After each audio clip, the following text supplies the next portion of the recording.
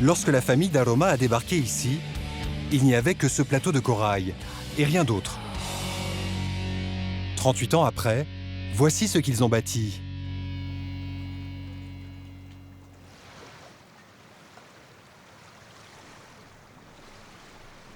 Tous ces arbres ont été plantés par la famille Salmon. Ces bâtiments ont été construits de leurs mains. Ils ont fait de cet îlot isolé, ce Motu, un véritable havre de paix.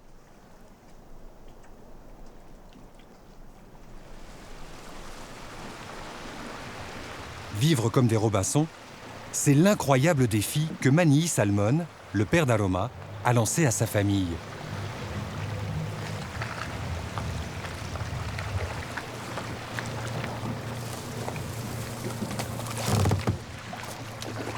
C'était l'aventure.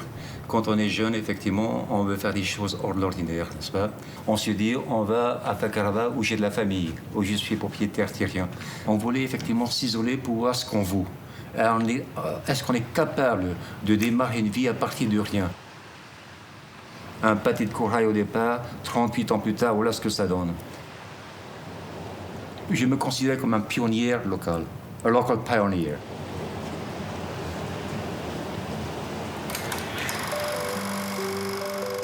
En 1984, un cinéaste norvégien filme le quotidien de la famille Salmon.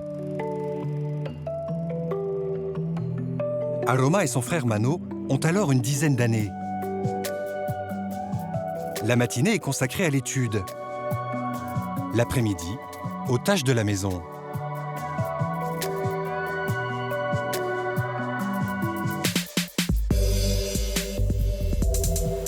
La dernière fois où on recevait des gens, c'était vers la Noël. Et ces familles-là venaient avec des enfants qui avaient des cadeaux en plastique, des voitures, en miniature et tout ça. Puis Mano et moi, on voit ça, on fait « Oh, c'est des cadeaux, puis nous aussi, on veut ça, quoi, tu vois. » Le pâté, il dit « Non, non, you don't need that. Vous devez créer vos propres jeux. » On avait des épées, on avait des arcs, on avait des harpons, on faisait des pièges pour les poulets, pour les cochons. C'était ça entre nos jeux, quoi. Ouais, c'était top, on avait un sacré terrain de jeu, ouais, tout ça, quoi. De cette jeunesse atypique, Aroma et son frère Mano vont garder le goût du défi et du dépassement de soi.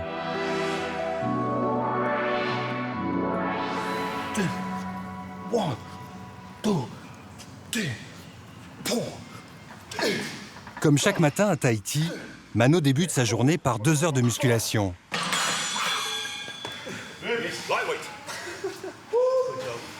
Il y a 4 ans, je voulais changer un peu de train de vie.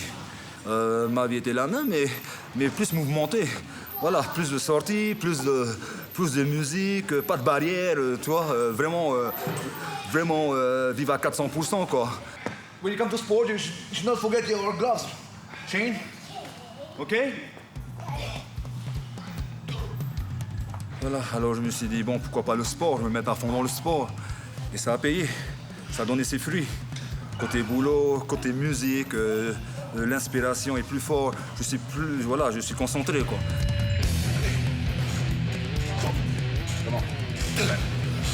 C'est cette même détermination qui a poussé les frères Salmon à se lancer dans la musique. C'était un peu la philosophie du pater. Les enfants, ne travaillez jamais pour quelqu'un, travaillez pour vous-même. Il y a tellement de choses à découvrir par soi-même. Et je pense que ça nous a forgés.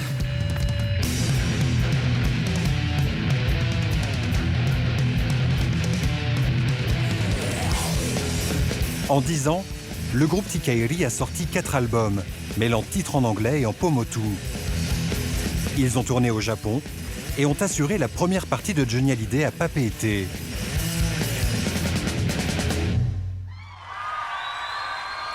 Une réussite que bien peu leur prédisaient.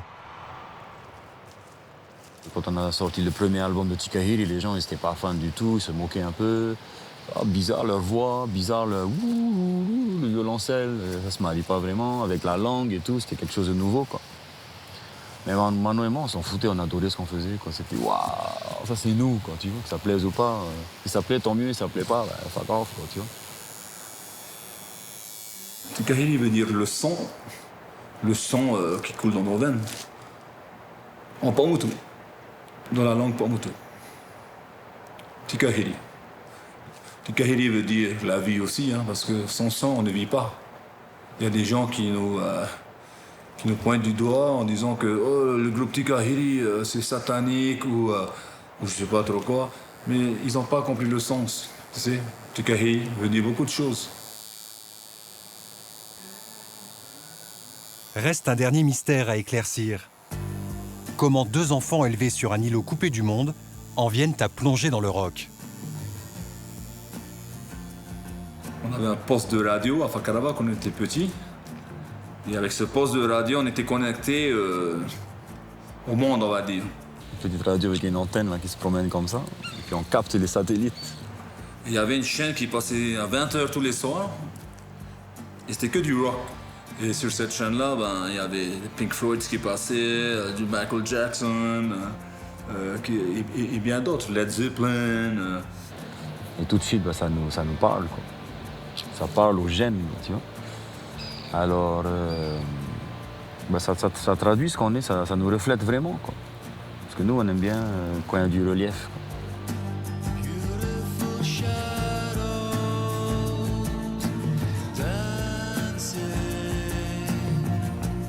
Des trajectoires hors normes, voilà peut-être ce qui caractérise les artistes de Polynésie française.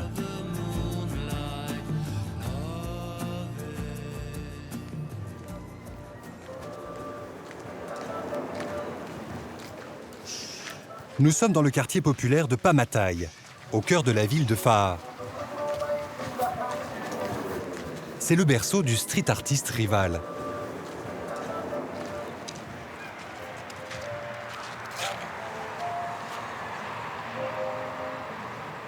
Alors, on peut apercevoir l'île de Moorea, de droite à gauche, la totalité en fait de l'île. Bon là, il est un peu caché avec les nuages, mais lorsqu'il fait très beau, on peut voir l'île entière.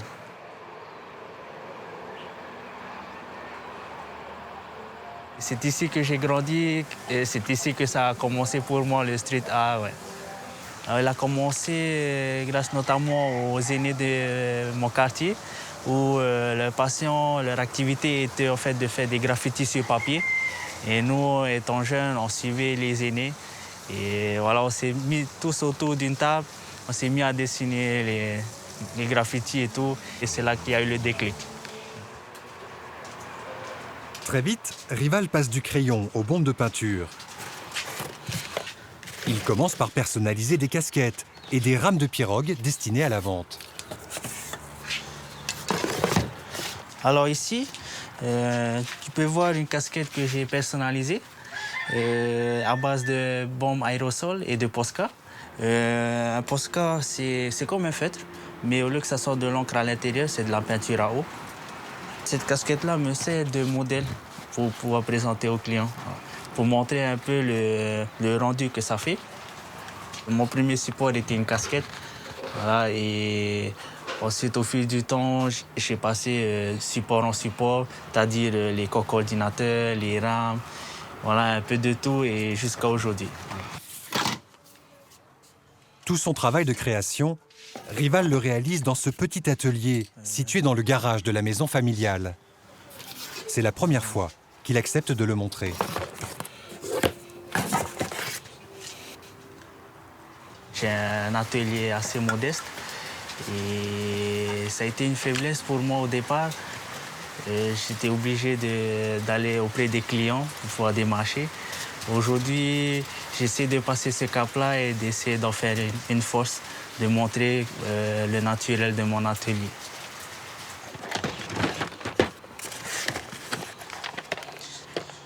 Alors là, ça, ce sont des capsules que l'on pose sur la bombe de peinture.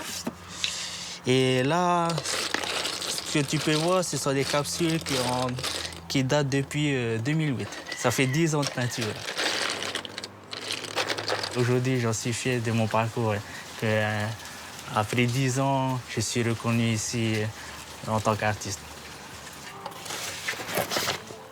Une reconnaissance qui lui vaut d'être à l'affiche du nouveau festival Onohou.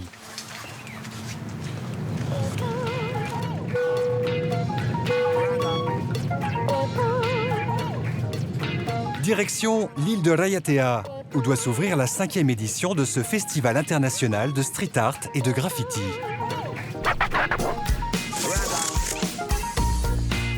La crème de la crème du street art mondial est présente.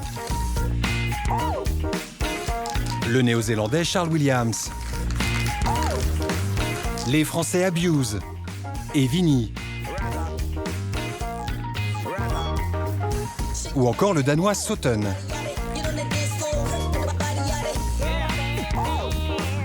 L'occasion pour Rival, le gamin de Pamatai, de côtoyer les plus grands. Pour cette édition, il a tenu à mettre la culture polynésienne à l'honneur.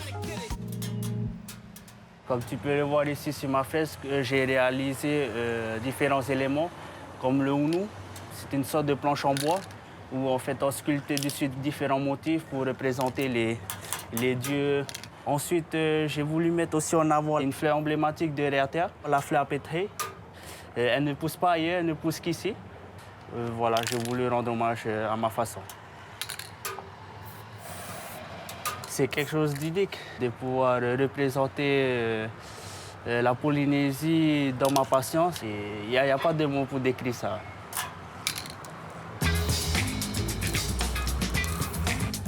Dans un style mêlant culture urbaine et traditionnelle, Rival s'est imposé comme l'un des chouchous du festival.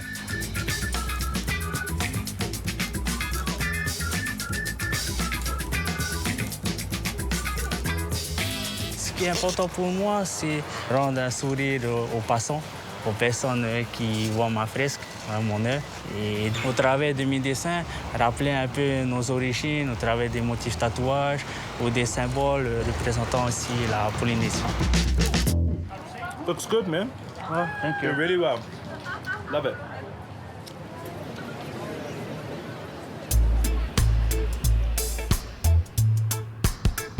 Retour sur Tahiti.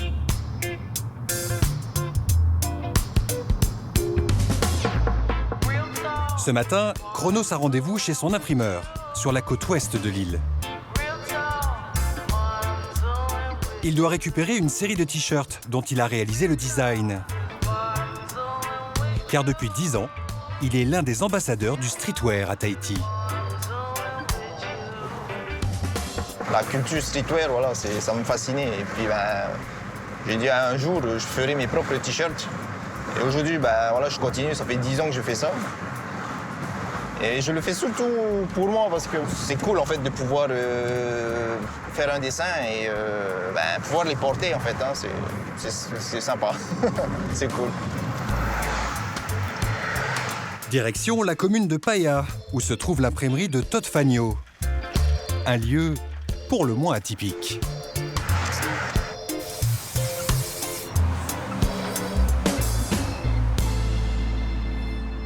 C'était le garage de ma grand-mère. Et voilà, ça a commencé comme ça, avec un petit matériel. Et puis, au fur et à mesure, on s'est agrandi. Et voilà, quoi. Cette activité rassemble, en fait, tout ce que j'aime. En l'occurrence, là, j'ai toujours été passionné d'art graphique, art numérique, la sculpture, le dessin, la peinture. Et j'ai vu que les t-shirts... ça marchait assez ici en Polynésie, donc du coup, je me suis lancé dedans.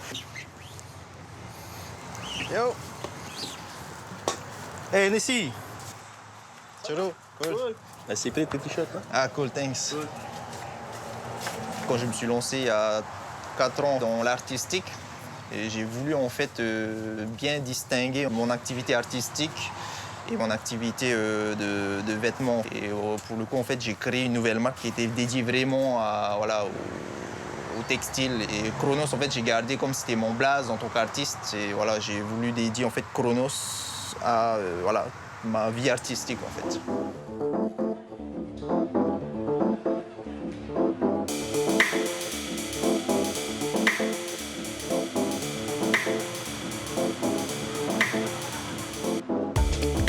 Longtemps porté par les savoir-faire traditionnels, L'art polynésien connaît aujourd'hui un regain de vitalité grâce aux créateurs contemporains. Dans le centre de Papeete, Chronos a rendez-vous à la galerie Winkler, la plus ancienne galerie d'art de Tahiti.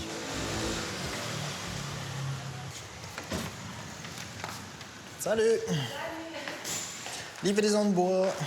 Ça va? Ça va, ça va. Alors, c'est la nouvelle œuvre. Voilà, pour la prochaine expo. Super, magnifique. Vaiana Drolet dirige la galerie depuis 2000. Elle a déniché nombre de nouveaux talents, à commencer par Chronos lui-même. Alors, ce qui m'interpelle, c'est le travail sur les palettes.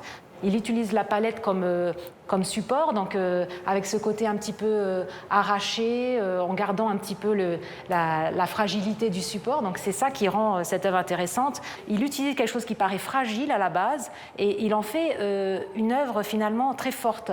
Et son travail est toujours comme ça, avec une précision extrême qui fait que même si vous trouvez qu'il y a cette fragilité, il l'a fait exprès. Hein, rien n'est au hasard.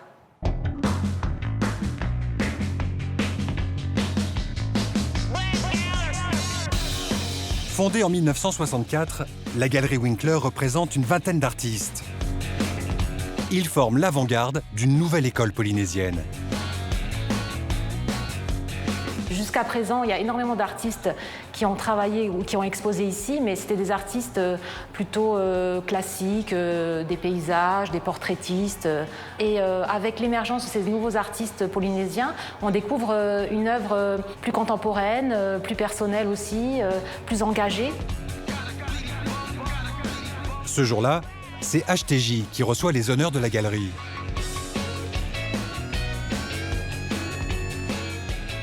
Ces jeunes artistes que nous exposons actuellement, finalement, ils ont appris tout seuls. L'arrivée d'Internet, particulièrement parce qu'on est dans une île et qu'on est isolé dans le Pacifique, ça a été porteur de création de façon énorme, dans le sens où ces artistes comme Hennessy, notamment Chronos, se sont beaucoup inspirés de ce qu'ils ont vu sur les réseaux sociaux, ce qu'ils ont vu sur Internet. Et c'est cette ouverture, donc depuis une dizaine d'années, je dirais, qui a permis cette émergence de jeunes artistes polynésiens sur la scène artistique. Dans l'arrière-cour se trouvent l'atelier et les réserves de la galerie. C'est ici qu'est conservée une partie des œuvres de Chronos. Elles proposent, à leur manière, un nouveau regard sur la culture et l'art de vivre polynésien. À l'image de cette œuvre, intitulée « Austin Would Be Proud », qui met à l'honneur la célèbre Peugeot 404. C'était la voiture qui transportait toute la famille, quoi. C'est vraiment tout le monde se retrouvait à l'intérieur, dans la benne, et puis voilà, on faisait le tour de l'île avec, on allait au surf avec. Voilà, c'est vraiment une voiture que tout le monde connaît ici à Tahiti.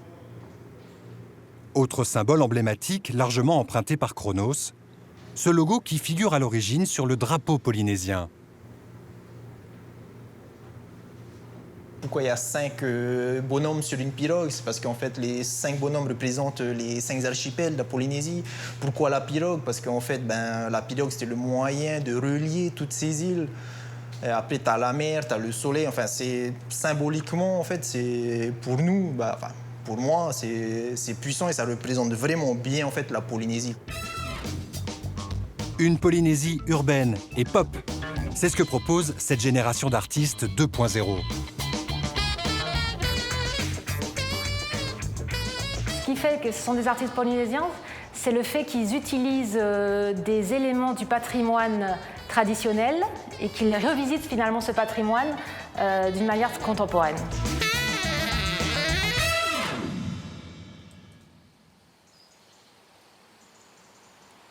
Changement radical de décor.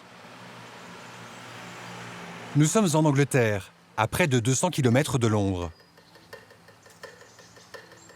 C'est là que nous retrouvons les Tikaeri.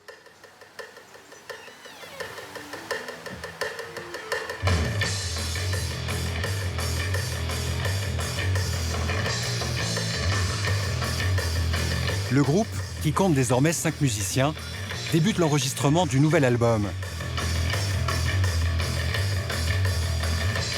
Cela commence par les prises de son de la basse, avec Mano Salmon à la manœuvre.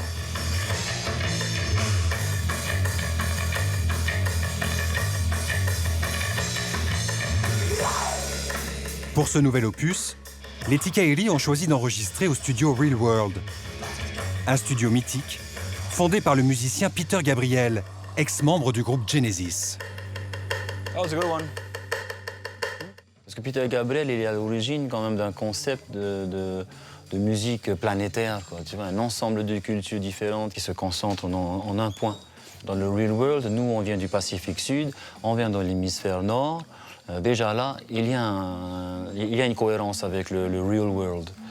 Ensuite, on va chanter en Motu, mixé et arrangé par des ingénieurs du son qui sont, eux, anglo-saxons. C'est la rencontre de deux hémisphères, quoi, l'hémisphère Sud et l'hémisphère Nord. Et du coup, c'est la surprise qui viendra à la sortie du mix, quoi. Muse, Prince, Beyoncé ou encore Rihanna, les plus grands artistes internationaux sont venus enregistrer ici. Mais pas vraiment de quoi impressionner les membres de Tikaeri.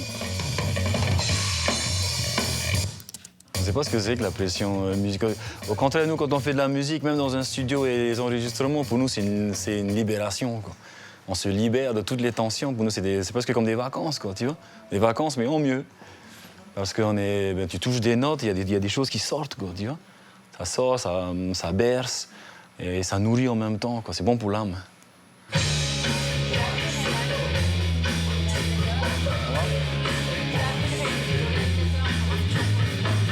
C'est vrai que si on revenait 4, 5, 6 ans en arrière, c'est vrai que le moindre petit studio dans lequel on enregistrait, pour nous, c'était vraiment un grand truc. Après, au fur et à mesure où on a avancé, c'est devenu normal. Les choses se sont normalisées.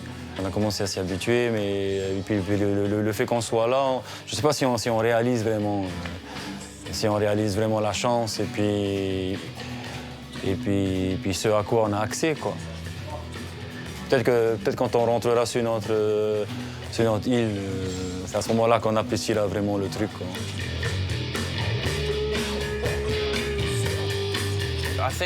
Ce qui est spécial ici, c'est que tout le monde est dans le même lieu. Vous avez vu les garçons danser ensemble pendant qu'un autre enregistrait sa partie.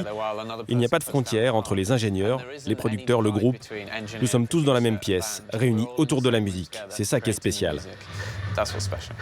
Hey, hey, ho, ho, all right. Au total, les Tikaeri vont enregistrer une quinzaine de titres. En anglais, mais également en Pomotu, la langue parlée dans l'archipel des Tuamotu. Are you ready? Let's go!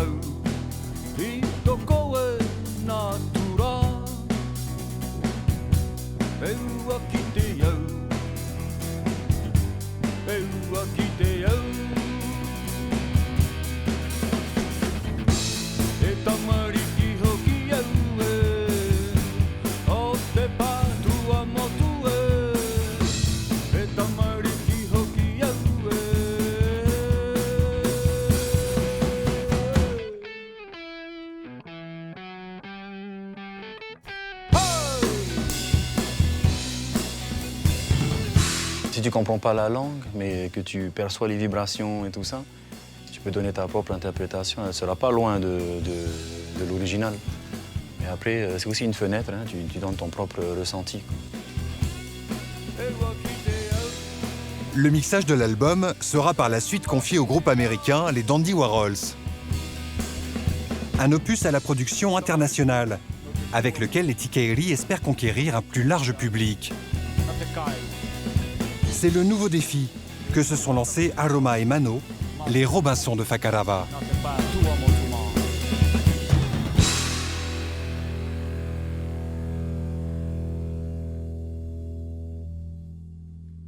Ouais, c'est bien là, Steph.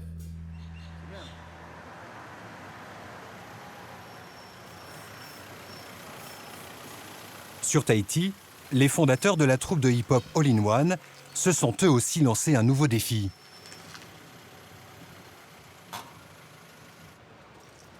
La chorégraphe Ateliana Ruiz doit désormais jongler entre son travail de policière, les spectacles de la troupe et les cours qu'elle dispense plusieurs fois par semaine.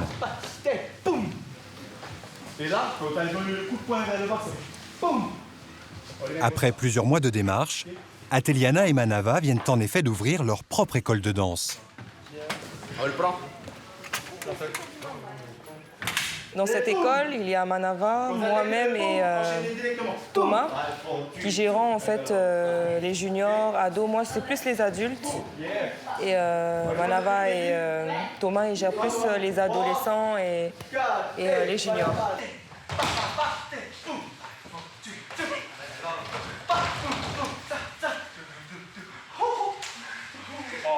Alors, l'idée d'ouvrir notre école de danse est venue du rêve de Manava et du mien, d'avoir un maximum d'élèves et de pouvoir peut-être vivre de ça, parce qu'après, en tant qu'artiste, c'est assez difficile, donc on va tout faire pour quand même réussir dedans. Pour l'heure, toujours pas de miroir au mur. Mais l'essentiel n'est pas là. On cherche une relève qui justement va apporter les couleurs du fénois à l'étranger, mais aussi porter les couleurs de notre école.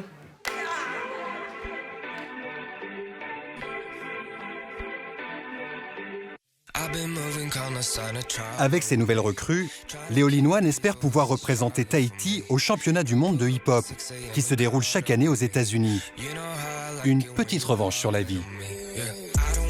J'ai échoué à l'école, mais je me suis dit que bon, pour une fois, il va falloir que je sois sérieux dans un domaine et c'est le seul truc qui peut me faire aller de l'avant. Du coup, c'est le seul truc qui me reste, c'est la danse.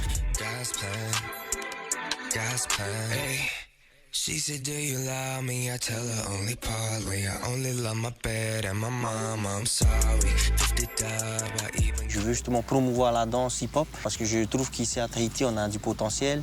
Je veux vraiment partir sur de bonnes bases, faire beaucoup de stages avec les professionnels pour emmener mon savoir-faire ici et former les jeunes pour pouvoir ensuite aller à l'extérieur combattre et représenter notre fénois. Bienvenidos a la cripta. Dame tu cosita.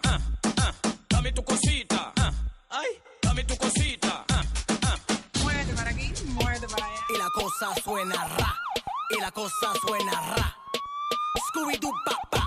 Y el pum pum pum pum pum. Y el pum pum pum pum pum. Y la cosa suena ra. Y la cosa suena ra. Scooby-Doo papá. Y el pum pum pum pum pum. Y el pum pum pum pum pum. Y el pum pum pum pum pum. Pum pum pum pum pum pum.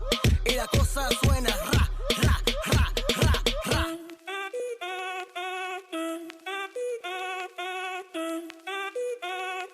Un, dos, tres, luego.